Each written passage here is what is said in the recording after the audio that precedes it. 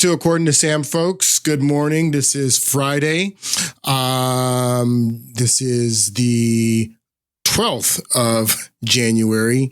Thank you guys for listening and watching. I have a really good show for you today. I told you that we're going to pick up on talking about witchcraft and getting back into that theme, which we're not going to today. I'm going to get back into that stuff on Monday. And I have three topics that I want to cover with you today. And one of the topics is something new, some new information that we got about January 6th this week. And I want to pick up where I left off with January 6th from the last podcast, because I left a lot on the table there, just ran out of time. And then the first issue that we're going to cover, and I want to get right into this because I don't have a lot of time. I don't even know if I'm going to get to the third issue that I want to cover. But the first issue that I want to cover, and like I said, let's get right into this. This is something going on with the Trump cases. We know that Trump has been indicted 91 times in 3 different jurisdictions, in federal jurisdiction, in the state of Georgia, and also in New York. And then he's also dealing with some civil legal. They're throwing everything at this guy. They're using the justice system to stop this guy politically. I don't think anyone should have a doubt about that. But in this one federal case pertaining to January 6th, President Trump is arguing immunity, that he should be immune and that the federal government can't bring this case against him. And this is probably going to work its way all the way up to the Supreme Court. But one of the appellate courts heard oral arguments this week, and one of the judges that were hearing the arguments asked Trump's lawyer a really significant question. We'll listen to the question here to get us started. Let's listen to the judge ask this question, and everybody made a big deal out of it. Like, this is a got you, that they got Trump now because of this question. Let's take a listen to this question. As long as it's official. Could a president order SEAL Team 6 to assassinate a political rival? That's an official act in order to SEAL Team 6? See, that's the question right there. That's the question that everybody thought was such a great question, that she's got Trump now, that she asked, Trump's lawyer if he can order SEAL Team 6 to assassinate his political rival. And I want you to listen to his answer as well. Legally be, impeached and convicted before the criminal process. But as long as it's official. Could a president order SEAL Team 6 to assassinate a political rival? That's an official act in order to SEAL Team 6? He would have to be and would speedily be, impeached and convicted before the criminal prosecution. What if he weren't? There would be no criminal prosecution, no criminal liability for that? Chief Justice's opinion in Marbury against Madison and our constitutional tradition and the plain language of the impeachment judgment clause all clearly presuppose that what the founders were concerned about was not. I asked you a yes or no question. She thinks she's got him. A president who ordered SEAL Team 6 to assassinate a political rival who was not impeached, would he be subject to criminal prosecution? If he were impeached and convicted first. So your answer is no. My answer is qualified yes. There's a political process that would have to occur under the structure of our Constitution, which would require impeachment. He tries to explain it, and they think that they got him. They think that this is it, that Trump's immunity claim is bogus because of this question that Judge Pan asked. And this guy's trying to explain it to her that, yeah, what you're saying is true, that if President of the United States orders SEALs Team 6 to kill his political enemy, or the CIA to kill his political enemy, or the entire military, like George Bush did to Saddam Hussein, to kill his political enemy. Yes, if he's not impeached for that and convicted, then no, there is no indictment. There's no indictment. I want you to take a look at how the ladies on The View discuss that line of questioning and those oral arguments. Take a listen. Pleaded not guilty, but his lawyer went much further, claiming that as president... That's so funny, right? It's ridiculous. Funny. As president, he pretty much has free reign to do whatever he wants. Yeah. Take a look. Could a president who ordered SEAL Team 6 to assassinate a political rival? The conversation that we just heard. This man is indulged. I don't, you know, what would have happened if I don't know, Nixon said, you know what? I was president. You don't have any right to get rid of me. You shouldn't be investigating. That don't even make any sense. She has no idea what even happened with Nixon because she's an idiot. A reporter today asked Donald Trump about this, and he's in New York for one of the other trials, this civil trial, while they're trying to steal all of his money. And he's doing a press conference after that hearing, and a reporter asked him about this immunity case, totally different case. And take a listen to what he says. Do you agree with your lawyers what they said on Tuesday, that you should not be prosecuted or could not be prosecuted if you ordered SEAL Team 6 to kill a political opponent? Well, you're talking about a totally different case, the immunity. I say this, on immunity, very simple. If a president of the United States does not have immunity, he'll be totally ineffective because he won't be able to do anything, because it will mean he'll be prosecuted, strongly prosecuted perhaps, as soon as he leaves office by the opposing party. So a president of the United States, I'm not talking just me, I'm talking any president has to have immunity. President, do you agree with your lawyers what they said on Tuesday that... And then what Trump is talking about is a precedent here, that if you can indict him for something that he did as president, something that he's already been impeached for and acquitted for, then you can go back and indict President Bush for sending the military. No, it's not SEAL Team 6. It's a larger, SEAL Team 6 is part of the military. George Bush sent the entire military to kill his political rival. Now, you can say that Congress approved it and all of that, but he would have to argue that in court. You can go back and you can indict him. You can go back and indict Barack Obama. Barack Obama killed 2 Americans, not Saddam Hussein. Barack Obama killed 2 Americans, violated their 4th Amendment right to due process. He didn't send SEAL Team 6, he sent CIA. And he sent the CIA and drones to kill 2 Americans, violating their 4th Amendment rights to due process. One of them was 16 years old. There's no statute of limitations on murder. These are Americans that were murdered by the president of the United States. One of them was 16 years old. And he says that the father was a terrorist. Well, what's to stop Trump from saying that somebody's a terrorist? Do you understand? This is why you don't open up these cans of worms. There's a slippery slope. Take a listen. I'm Amy Goodman. As we turn today to a major Democracy Now! Exclusive, for the first time since the White House confirmed in May that it killed 4 U.S. citizens in drone strikes overseas, 3 of them in Yemen, we'll speak with the father and grandfather of 2 of them.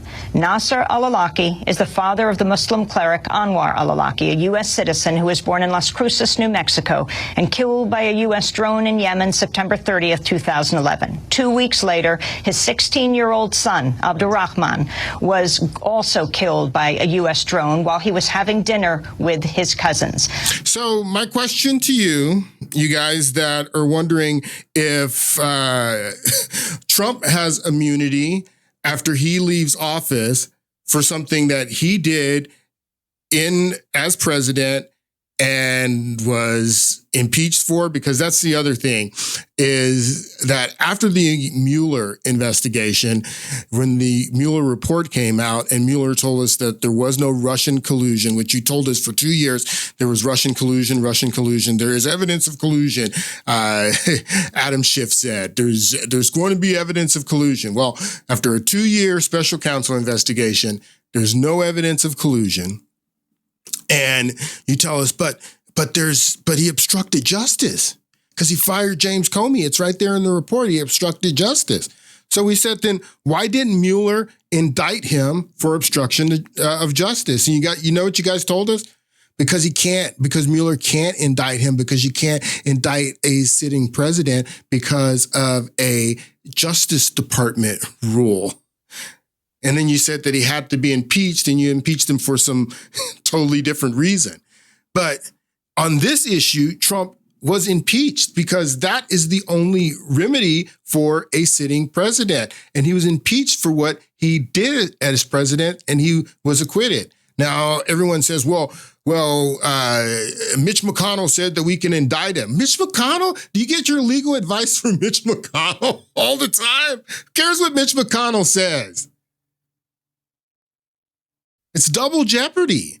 Donald Trump has already been tried and indicted in the House of Representatives and acquitted by the Senate, which is the only remedy for a sitting president. You can't, after the fact, go and try him for something that he did as president. And if you can, then we need to be locking up Barack Obama. We need to go and we need to be indicting Barack Obama, because Barack Obama killed 4 Americans. One of them was 16, and he violated their 4th Amendment right to due process. There's no statute of limitations. And if you can be indicted after you leave office for something you did in office, then Obama can be indicted. Do you understand the precedent that set? So that's the first issue. The second thing that I want to discuss, I want to get into January 6th. Now, before I get into this, I want to recommend a movie to you. I found this movie while I was doing research for this podcast, and this movie is absolutely phenomenal. It goes through and gives you a step-by-step timeline of what took place on January 6th, the morning of January 6th. And that's really all it is, but it has tons of footage. And the way that they put it together by showing you what's happening outside of the Capitol, at the same time, what's happening inside the Capitol, what's happening at the Ellipse, because you remember Trump gave his speech at the Ellipse, which is half a mile away from the Capitol and closer to the White House. And then all of Trump's supporters who were there listening to him at the Ellipse, they walk over to the Capitol. But as you see in this movie, by the time Trump supporters get to the Capitol, there's already a riot going on there. There's already a riot going on when Trump supporters come to the Capitol from the Ellipse. I want to start off by playing this clip again. I played it before, and this is the clip of FBI Director Wray. And FBI Director Wray is explaining the 3 groups of people, the 3 separate groups of people that were in Washington on January 6th. And these are the 3 groups of people that took part in what we know as January 6th. All right, let's listen to Director Wray. I guess let me step back and say, first thing is, there are sort of 3 groups of people involved in January 6th. The first group, the largest group, the group we need to spend the least time talking about, is peaceful, maybe rowdy protesters, but who weren't violating the law. Then there's a second group think of a reverse pyramid. A second group that is people who may have come intending to just be part of peaceful protests, but either swept up in the motive or emotion or whatever, engaged in kind of low-level criminal behavior, trespass, say, on the Capitol grounds, but not breaching the building. Still criminal conduct, still needs to be addressed, but more on the fly, in the moment, opportunistic. The third group, the smallest group numerically, but by far and away the most serious group, are those who breached the Capitol grounds, who engaged in violence against law enforcement, who attempted to disrupt the members of Congress in the conduct of their constitutional responsibilities. And of those, some of those people clearly came to Washington, we now know, with plans and intentions to engage in the worst kind of violence we would consider domestic terrorism. So there's three groups, is what the director of the FBI says. Three groups. Group one, the largest group, is the group that the director of the FBI says that we need to spend the least time talking about and worrying about. The largest group of people that came to Washington to exercise their First Amendment right. Now, the second group is really important because the second group came intending to identify with the first group. The second group came intending to be peaceful, to just exercise their First Amendment right, and they got caught up in the motion. And honestly, as you're going to see, they got deceived and they got led into going into the Capitol, participating in the riot, in trespassing in that fashion. They were led there and deceived by the first group. The first group is the smallest group, is the group that we really need to focus on the most because they're the ones who initiated the initial breach. They're the ones who did the violence. They're the ones who came with the plan. The group number three. Group number three are the ones who opened the doors and deceived group number two into following them. So in this group, the small group, group number one, now people talk about that there's a conspiracy theory that Antifa was involved and that federal agents were involved. No one's saying that Antifa and federal agents are in group one or in group two.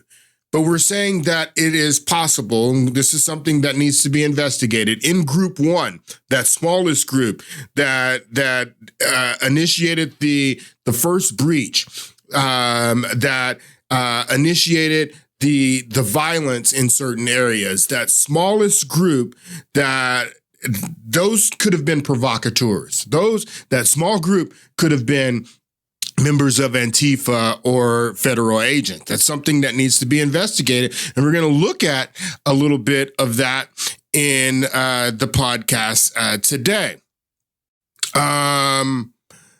Let's go back here. So come up here. Let me show you what I'm talking about when we're talking about provocateurs. So we knew you had people changing under a tree. That looks like that could be Antifa. Why are they changing into their Trump gear under a tree? Take a look at this.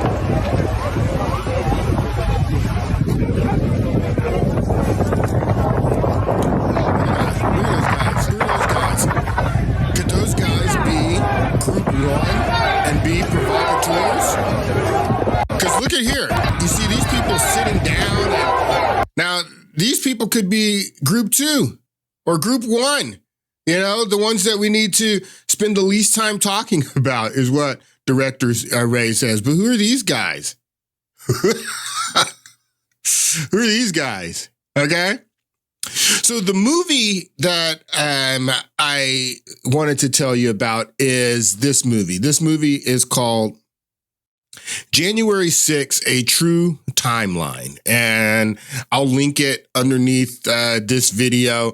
I think that this documentary movie, and The Fall of Minneapolis are probably one of the two most important documentaries that you need to watch in 2024. Because this lays out the sorcery. This lays out the lies that they are telling you, and basically, breaks through these lies and does it in such detail that you're amazed when you watch these two movies. The Fall of Minneapolis is about the George Floyd death and protests that ensued in Minneapolis after that. And then this January 6th, A True Timeline, just goes through the timeline. So in this movie, I want you to see this video that they're showing here. It's probably going to be hard to see. I'll go a little bit larger. Hold on.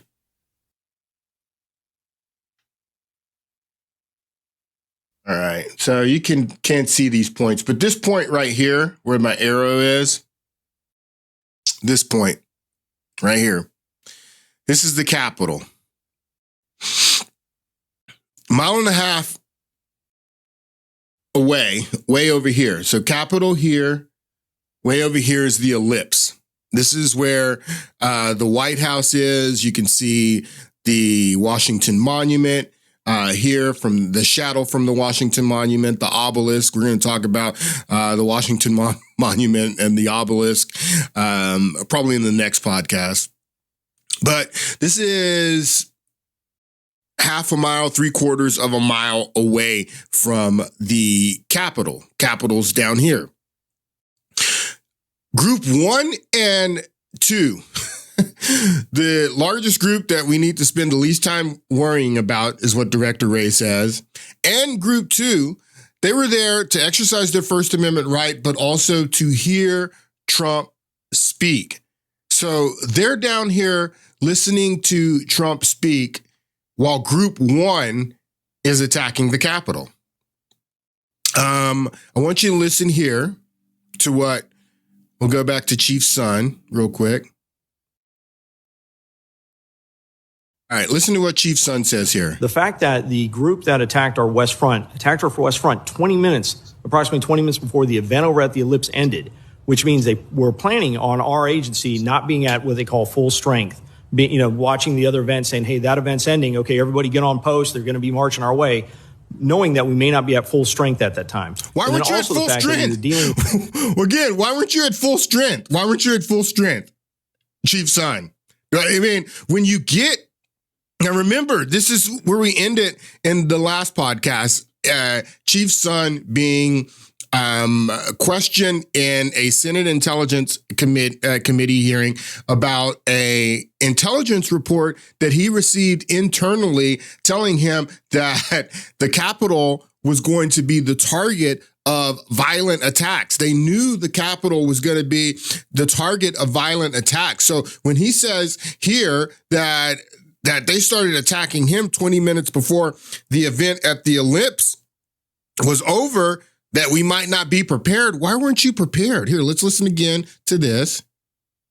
This division of the Capitol Police issued a internal report, which reportedly stated, and this is some of this has been out in the public domain, that instead of targeting protesters, as you've seen in the prior events that occurred that you've referenced. So what is he talking about there? The prior events that you referenced, the target being counter protesters. Well, Trump supporters had been in the months leading up to January 6th. Trump supporters had come to Washington at least 2 times. They came for Trump's acceptance speech. And a lot of his supporters showed up at the White House, and then they went back to their hotels. You remember Rand Paul and his wife being attacked in the streets by Black Lives Matter and Antifa. There was another event where Trump supporters had come to Washington. I forget. There was something else that they had come to Washington for. Antifa and Black Lives Matter violently attacked Trump supporters. So the target, when Trump supporters came those prior 2 times, the target of the violence from Antifa and Black Lives Matter were Trump supporters. So that's the significant thing about this internal report that the Capitol Police is getting prior to January 6th, is that the Trump supporters are not the target this time. The Trump supporters are not the target. The target is Congress, okay? Where you are hired to protect Congress, Chief Son, and you get a report that Congress is the target. That's the significance of that. And this is some of this has been out in the public domain. That instead of targeting protesters, as you've seen in the prior events that occurred that you've referenced earlier, that quote, this is quote that has been out in the public domain, that Congress itself is the target on the 6th by Trump supporters. Congress was the target. The report also mentioned that members of the Proud Boys, white supremacist groups, other extremist groups would be in attendance and, quote, again out in public sources, may be inclined to become violent. So you have your own report. Did you see that report that was put out on the 3rd? Yes, I did. So how is not that a warning of some extraordinary measures? Now, I understand you increased, Is that not you a had warning? folks there and you increased your presence. But how is that not a real big warning flag? And if it was, what exactly did you do when you read that report? So that was one of the reports that contributed to the fact that we expanded our perimeter. So that's a lie. That's a lie. He did not expand the perimeter. This is what we talked about in the last podcast. A perimeter. This is a perimeter. They put the perimeter up after January 6th. This is a perimeter. You see this fence? This chain link fence? Steel, reinforced fence. That's a perimeter right there. That's a perimeter. You see that? They did not. He got this report. Chief Son got this report. He didn't put a fence up. He didn't expand the perimeter. I want you to take a look at what the perimeter looked like. Precise location that the first Capitol barricade breach will occur. Look at that. Look at that. This is the perimeter that he put up. Look at these little chain link inky dinky fences that are easily taken apart and they can be thrown and I can just easily go through that. This is not a perimeter. This is a perimeter right here. This is a perimeter.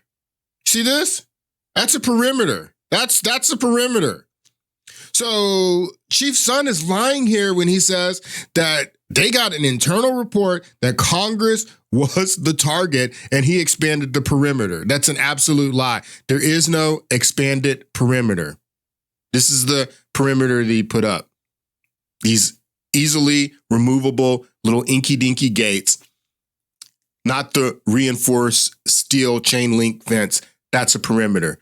If you find out that Congress is the target, you're going to put up razor wire. Look at the razor wire. Find out Congress is the target. This is the type of perimeter you should have put up. Look at this. This is the type of perimeter you should have put up, Chief Son. So that's a lie. Okay. So back to this testimony. There, and you increased your presence. But how is that not a real big warning flag? And if it was, what exactly did you do when you read that report? So that was one of the reports that contributed to the fact that we expanded our perimeter.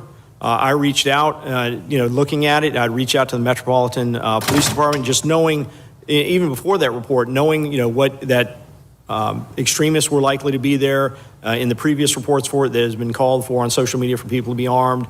In talking with our partners over at the Metropolitan Police Department, I reached out to say, hey, you're going to be able to provide us some support. But you didn't reach out to the National Guard to ask them if they were going to be able to provide you any support because you weren't allowed to, what you told General Walker, you weren't allowed to request National Guard support. So you didn't reach out to them. You didn't put up a real perimeter.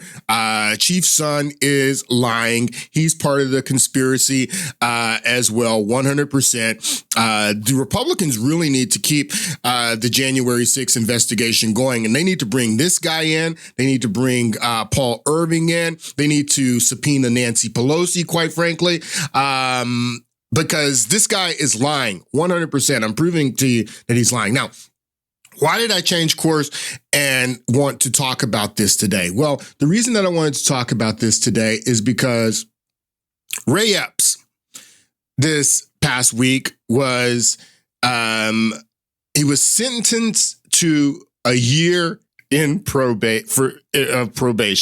This is what his sentence was for his role in January 6th. This guy, Ray Epps. Now, I ask you, 3 groups that Director Wray says they were. The first group, the largest group, they need to spend the least time talking about. They showed up. They were peaceful, exercising their First Amendment right. The second group came intending to identify with the first group, but got caught up in emotions, got led into the trap by the first group. And the first group was the violent group, the group that came with the plan, the smallest group. That's the group that we need to focus on. Now, Ray Epps, is he part of group 1, group 2, or group 3? Well, you're going to see, I'm going to show you that Ray Epps was definitely part of group 1, without a doubt. Now, look at these headlines. Ray Epps, this is, where is this? This is NBC News. Ray Epps, a January 6th defendant, scapegoated by the far-right media, sentenced to probation. New York Times. Ray Epps, target of January 6th conspiracy theory, is sentenced to probation. BBC. Ray Epps, target of Capitol riot conspiracies, sentenced to probation. He's target of conspiracies is what they say. Washington Post. Man who was subject of January 6th conspiracies, sentenced to probation. Conspiracies. This is the way they're all, in their papers, in their headlines, they are identifying this guy as a target of far-right conspiracy theories. All right. I got a little video here of Ray Epps that I want you to watch. Tomorrow, we need to go into the Capitol. Into the Capitol. What? No! Peacefully. Fed. Tomorrow? I don't even like to say it because I'll be arrested. Well, let's not say it. No, you're not going to get arrested. I'll be arrested. We had to fight to get this guy arrested. Finally, he was finally arrested. You know, we made a big deal about this guy being on the most wanted list, and then they just removed him from the most wanted list. And I was free forever until we raised the stink, and they started raising a stink in Congress. Democrats were defending this guy in Congress. I'll show you the clip of Jamie Raskins in a moment. But no, you had no threat of being arrested, and this guy ends up getting a year in probation. Look at what this guy did. Fed. Tomorrow? I don't even like to say it because I'll be arrested. Well, let's not say it. We need to go. I'll say it. All right. We need to go in. Shut the fuck up, Boomer. To the Capitol. Base Fed posting? All right. We need to go into the Capitol. I didn't see that coming. Okay. As soon as President Trump is finished speaking, we are going to the Capitol. It's that direction. That's where our true problems lie. Listen, he says, as soon as Trump is finished speaking, because they start attacking Ray Epps. I'm going to show you here in a moment. Ray Epps and group number 1 start attacking, like Chief Son said. It was longer than 20 minutes before the group at the Ellipse was finished. They start attacking the Capitol before Trump is even speaking, before group 1 and 2 have even left the Ellipse to head to the Capitol. Group 1, including Ray Epps, were already attacking the Capitol. It's that direction. That's where our true problems lie. President Trump is done speaking. We are going to the Capitol. That's where our problems are. You see? Do you see how group 1 is leading group 2 and group 3 into the trap?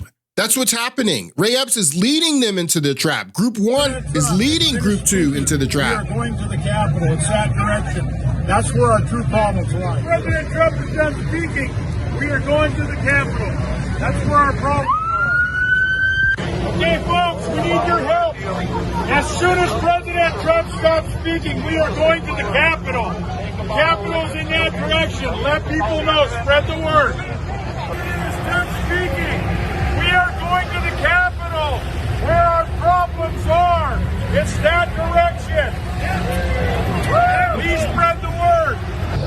All right. Okay, but one more thing. Yeah, so can we go up there? No? When we go in, are we going to get arrested if we go up there? Yeah. You don't need to get Should shot. you arrest us all? All right, so this right here, this is the first breach of that weak perimeter that Chief Son said that he set up after getting a report that Congress is the target. This is the initial breach, and I've got some more. I'm going to go back to the movie, the real timeline of January 6th, and we're going to show them outline this initial breach. This is the first breach of this puny perimeter that Chief Son said that he put up after getting a memo saying Congress was the target. Do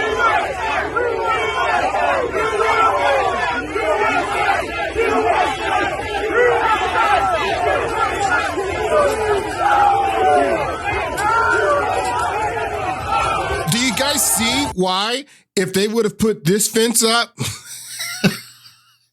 there would have been no breach? You guys see this? You see this fence? If they would have put this fence up, this wouldn't be happening right here. This is the initial breach.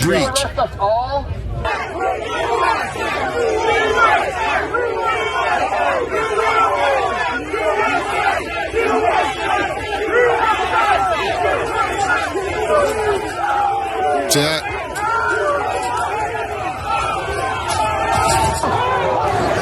Able to do that. They wouldn't have been able to do that if they would have had the real fence up. And why didn't they have the real fence up? If you got a report that says Congress is going to be the target, it makes no sense at all. I want you to see how they talk about this initial breach in the movie January 6th, the real timeline. Take a look. Look at this, too. Ryan Samsel. I'm going to show you this. So look at this. They didn't only have the rinky little fence. You see this this is like a little plastic fence right here. We set up a perimeter with a little plastic fence, huh? With this view, you can see the moment that the first set of bike racks come down and the crowd begins to quickly advance on the second set of gates.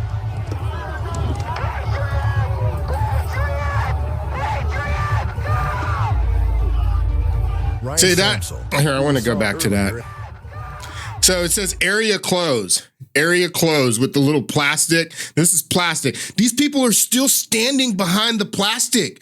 They're still observing the rules. It says area closed, the plastic's there. These people this is group 2 or group 3 here. These are not provocateurs. These people are not there to commit violence. They could easily break down this plastic perimeter if they wanted to. They could easily break it down, but it says area closed, and these people are standing behind this area because it says area closed. They are abiding by the rules because these people are not violent people. These people are not people that are there to be violent and to break the rules. So they stand behind this little plastic perimeter that says area closed, and they're obeying the rules. If they had this fence here, it would be even more secure. All right, back to what happens in the movie here.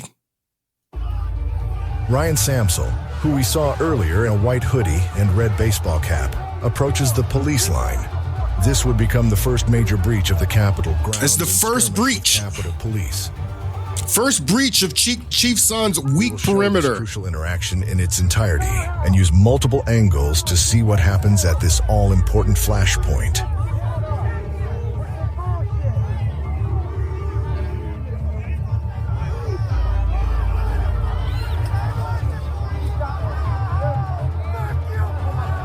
Look at that. Wow. Ray Epps, who we just saw calling for demonstrators to... Ray Epps is right there at the initial breach. Ray Epps is there. ...in the front of the barricades and speaking to Ryan Samsel. Moments later, the barricade is pushed directly into the police line.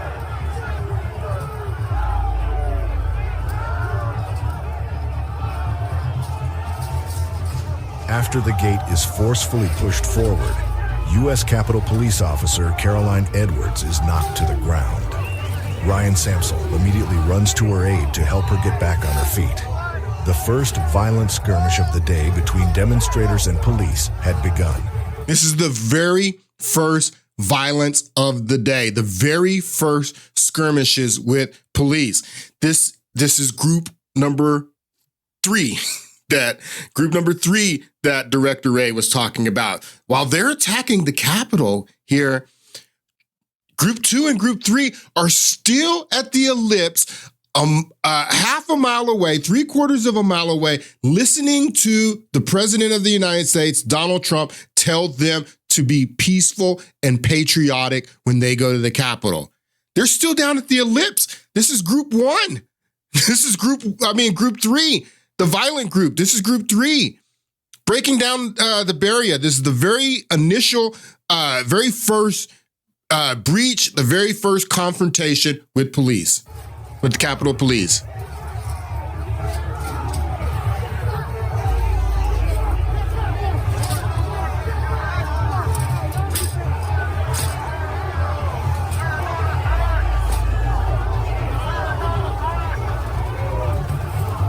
So you got to understand, so they tear down the fence. Group 3 tears down the fence. They tear down all of the barricades and everything because it's a weak perimeter. So when Group 1 and Group 2, 20 minutes, 30 minutes later, when they're walking down from the ellipse, all the fences are already moved. All the perimeters already, the weak perimeters already torn down. That's what you got to understand. President Trump remains speaking on the ellipse. Clark County, Nevada. That's why I love this movie, because it shows what's happening at different moments of that day. Donald Trump is still speaking to Group 1 and Group 2 that showed up to be peaceful and showed up to exercise their First Amendment right. He's still down at the ellipse speaking, while Ray Epps and Group 3 are violently attacking the Capitol. Settings on signature verification machines were purposely lowered before they were used to count over 130,000 ballots. If you signed your name as Santa Claus, it would go through. Just to the south, at the 1st Street Southwest in the Maryland Avenue Circle, demonstrators knocked down a second gate. Crowds are now advancing on the west front of the Capitol from 2 locations. With multiple lightly manned police barricades down, the enlivened crowd makes their way quickly to the next barrier, the metal gates in front of the West Plaza of the Capitol. All metal gates. They're all these little metal inky-dinky gates. Something to her.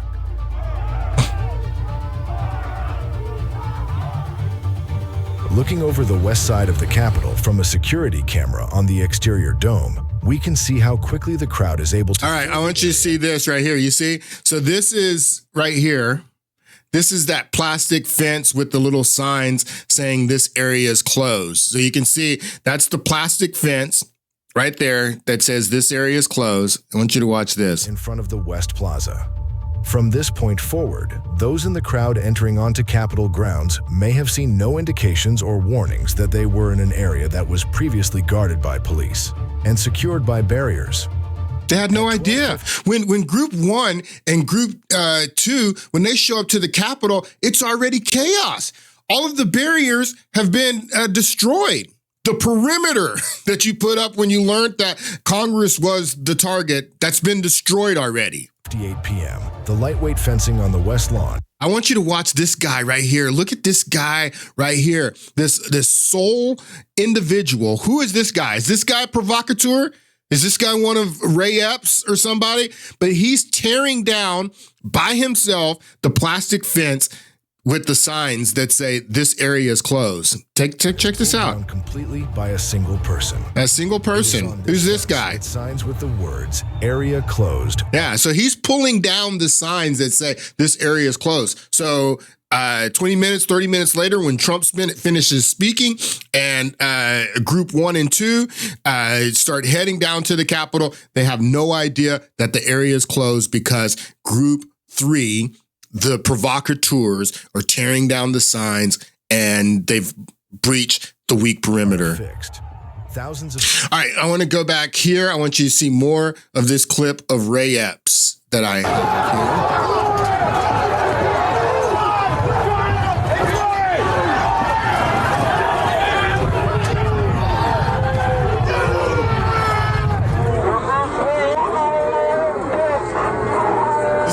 I want you to notice. Check this out. This is after he had rushed. Now look at Ray Epps smiling and laughing when he comes out of there. Look at this. Yeah. Look at this guy. He knows he did his job. Check this out. Oh, it's great. Oh, yeah. I got these fools to rush the Capitol. Look at this. Oh, yeah. Funny. It's funny. It's funny, Ray Epps. And then this guy only gets probation. Conspiracies. He's the target of conspiracy theories, New York Times, huh? Washington Post. Conspiracies, huh? He gets probation, a year probation. This guy, Enrique Torrio, he wasn't even in Washington. It says right here. Largest sentence handed down thus far of the attack, which happens as lawmakers were certifying the President Biden's 2020 victory. Torrio, 39, was not in Washington during the riot. He wasn't even in Washington. He got 22 years. Ray Epps was at the initial breach. He got a year probation. What? Why don't you listen to this testimony from, this is another Senate, I think this is Intelligence Committee hearing. Ted Cruz asked the Deputy Director of the FBI if Ray Epps is an FBI agent. Take a listen. How many FBI agents or confidential informants actively participated in the events of January 6th? Sir, I'm sure you can appreciate that I can't go into the specifics of sources. Can't go into the specifics. Did any FBI agents or confidential informants actively participate in the events of January 6th? Yes or no? Yes or no? Sir, I can't answer that. Did any FBI agents or confidential informants commit crimes of violence on January 6th? I can't answer that, sir. Did any FBI agents or FBI informants actively encourage and incite crimes of violence on January 6th? Sir, I can't answer that. Can't answer Ms. that. Sadburn, who is Ray Epps? I'm aware of the individual, sir. I don't have the specific background to him. Well, there are a lot of people who are understandably very concerned about Mr. Epps. On the night of January 5th, 2021, Epps wandered around the crowd that had gathered. And there's video out there of him chanting, "Tomorrow, we need to get into the Capitol, into the Capitol."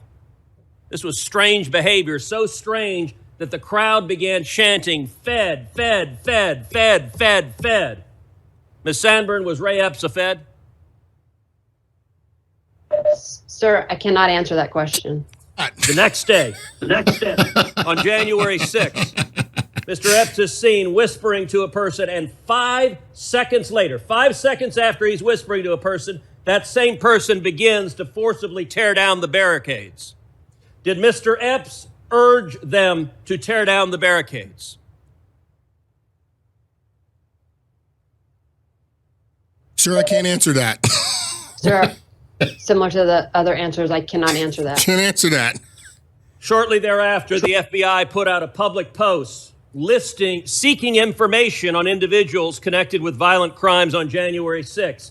Among those individuals, in the bottom there, is Mr. Epps. The FBI publicly asked for information, offering cash rewards leading to information leading to the arrest. This was posted, and then, sometime later, magically, Mr. Epps disappeared from the public posting. According to public records, Mr. Epps has not been charged with anything. No one's explained why a person videoed urging people to go to the Capitol, a person whose conduct was so suspect the crowd believed he was a Fed, would magically disappear from the list of people the FBI was looking at, Ms. Sandburn, a lot of Americans are concerned. Yeah, a lot of Americans. That the federal government deliberately encouraged illegal and violent conduct. Yeah, a lot of Americans should be concerned. If you're not concerned, then you're dumb, all right? That's all I'm saying, because you should be concerned with this. So this is why there were, in Congress, and people like Ted Cruz, not only in the Senate, but also in the House of Representatives, people asking questions about Ray Epps and why isn't Ray Epps in, when we see his involvement clearly on video, why isn't Ray Epps being arrested? And then because of this conversation going on in Congress, out of Congress, him being the victim of conspiracy theories, they finally arrested him, and then he ends up getting probation. I want you to listen to this interaction with Jamie Raskins in the House of Representatives. Mr. Epps was in front of the January 6th committee, and we were told that a transcript of his interview would be released, but it's never been released. And I wondered, was he sworn? None of the transcripts have been released, so you don't need a conspiracy theory about that. We haven't released any of them. Were you present when he was interviewed? That'll give me. No, I was not. We've done more than 1,000 interviews. You guys are trying to make this poor schmuck who showed up to your protest into something a lot bigger than he is. Schmuck is what they say. This guy's a poor schmuck, huh? That's what Jamie Raskins called. Now, everybody else are insurrectionists, but this guy's not an insurrectionist. This guy's a poor schmuck, according to Jamie Raskins. Can you believe that? Can you believe that Jamie Raskins calls Ray Epps a poor schmuck? You guys are trying to make this poor schmuck who showed up to your protest into something a lot bigger than he is. Okay, he's just trying to survive, and he's on your side. You don't have many voters left. You might want to try to hang on to them without demonizing. So he's not an insurrectionist. That's weird that Ray Epps is not an insurrectionist, Jamie Raskin. It's weird. Remember, Capitol Police told to hold back riot response on January 6th report finds, despite being tipped that Congress itself is the target. Congress itself is the target. On January 6th, Capitol Police were ordered not to use their most powerful crowd control weapons. All right, so that's enough of that. I want to get into this third issue that I wanted to talk about real briefly. Don't have a lot of time, but I want to talk about Joe Biden at the Mother of Emmanuel Church in South Carolina, and he did a speech there this week. And I want to let's play the clip of James Clyburn. And if you remember in 2020, in that primary, Joe Biden lost the Iowa caucuses. He lost New Hampshire. And this guy was on his way to losing his third bid for president. He had run for president twice in the 80s and dropped out once, lost another one. So this was his third bid running for president. He had been rejected the times before, and he was rejected in Iowa, and he was rejected in New Hampshire, and he was on his way to being rejected nationally a third time. And then he goes into South Carolina, and Congressman Clownburn, I call him Clownburn, Congressman Clownburn here from South Carolina gives Joe Biden a raging endorsement as he's going into South Carolina. But it wasn't just Clownburn's endorsement. Barack Obama gets on the phone to Pete Buttigieg. I think Amy Klobuchar was still in at that point in time. I think that Elizabeth Warren was still in at that point in time. And Barack Obama gets on the phone with all of the other candidates that were in the race, and he tells them to drop out. You guys need to drop out to clear the way for Joe Biden.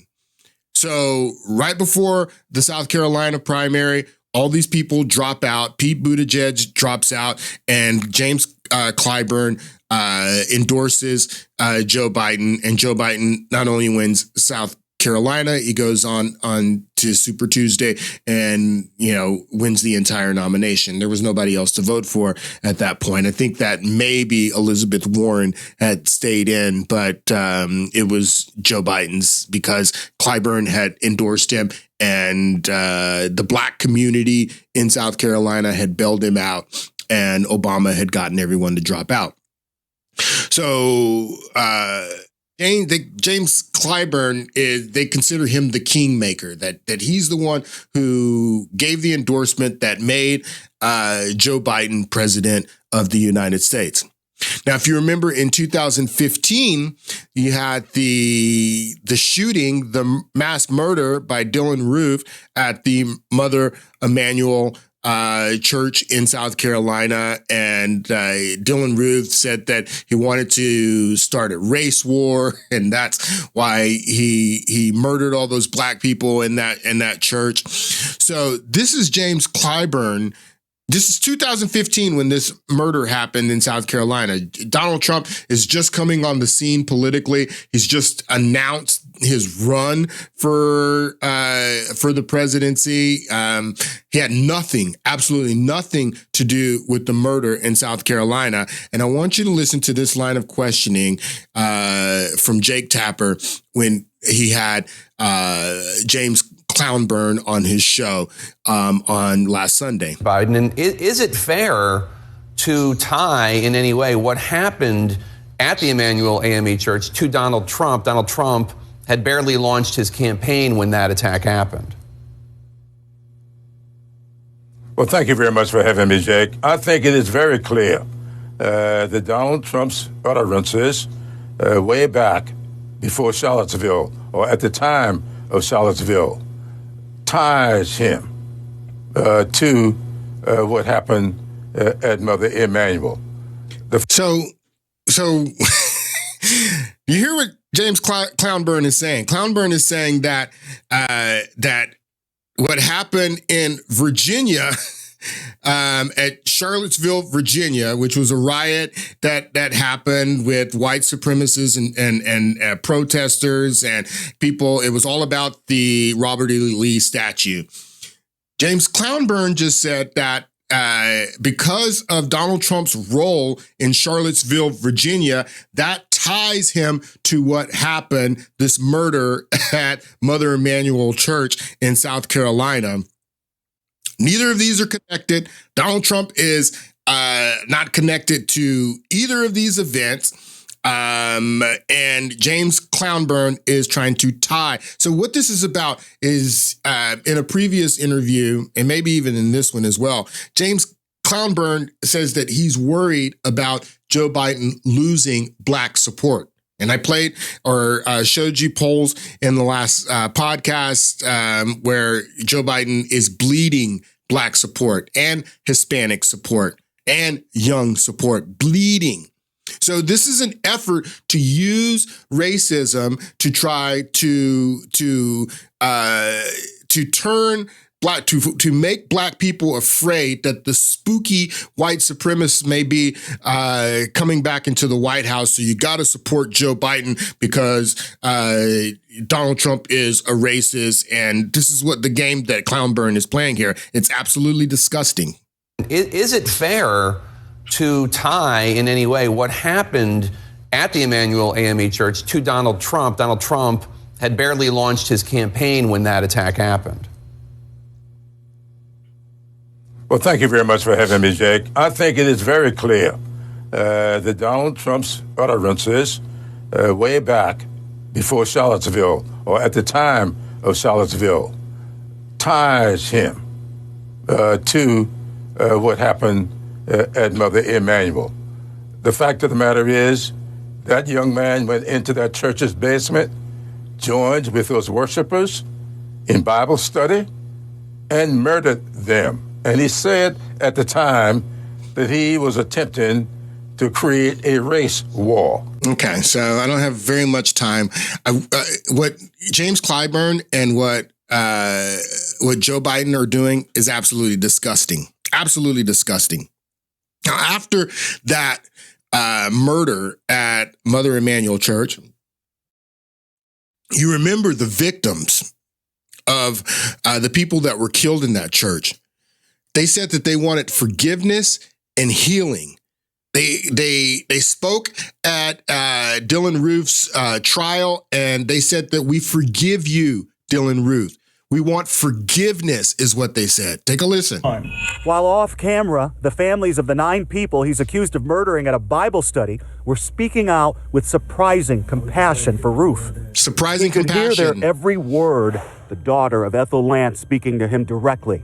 I would never talk to her ever again. I would never be able to hold her again. But I forgive you. The mother of Tawanza Sanders shed tears as she spoke. Police say Roof meant to kill African Americans. We welcome you Wednesday night in our Bible study with open arms. You have killed some of the most beautifulest people that I know. Every fiber in my body hurts, and I'll never be the same. But the sister of Reverend DePayne Middleton says she's struggling. For me, I'm a work in progress, and I acknowledge that I am very angry. But one thing DePayne has always joined in our family with is that she taught me that we are the family that love built. We have no room for hate. So we have to forgive.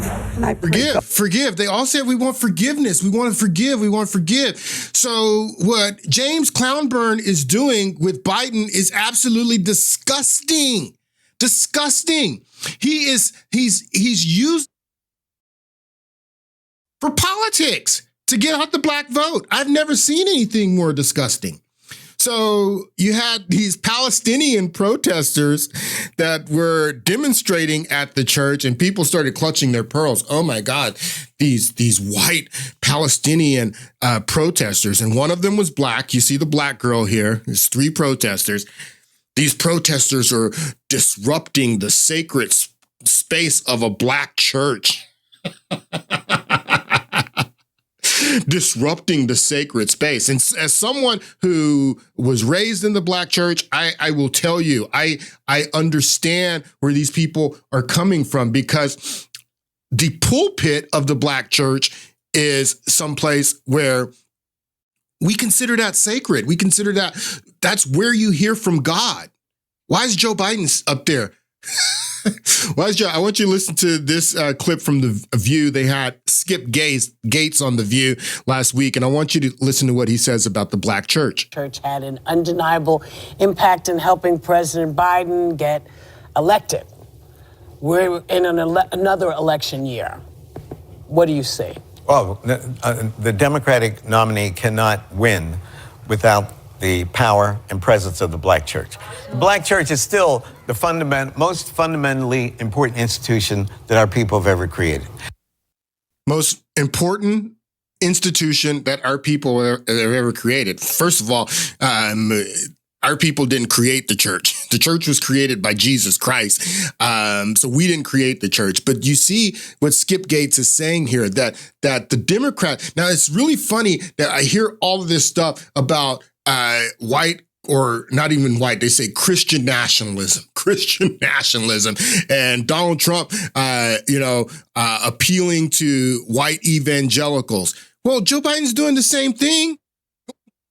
Pulpit and standing on the pain of victims of a mass murder and doing politics from the pulpit. How's that any different?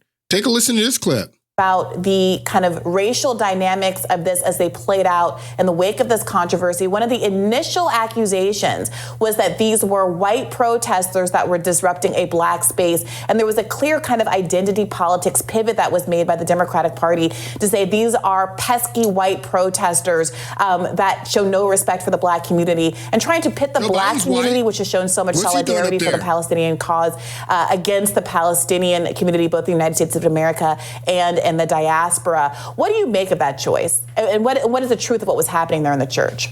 I think that's an excuse that they tried to use.